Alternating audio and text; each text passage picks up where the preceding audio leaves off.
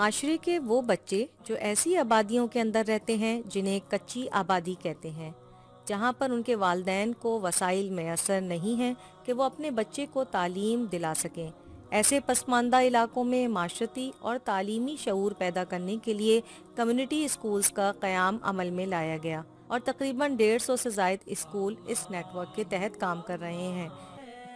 Community school net work کا سلسلہ ایسے شروع ہوا کہ محترم قاضی حسین احمد نے جماعت اسلامی خواتین کو یہ ہدف دیا کہ وہ اپنی ڈرائنگ رومز یا بیٹھکیں تعلیم سے محروم بچوں کے لیے کھول دیں۔ لہٰذا جماعت اسلامی خواتین نے اپنے شعبے کمیونٹی اسکول نیٹ ورک کے تحت لاتعداد بیٹھکیں تعلیم کے لیے کھول دیں، خصوصاً ان بچوں کے لیے جو غربت کی وجہ سے تعلیم کے زیور سے محروم ہیں۔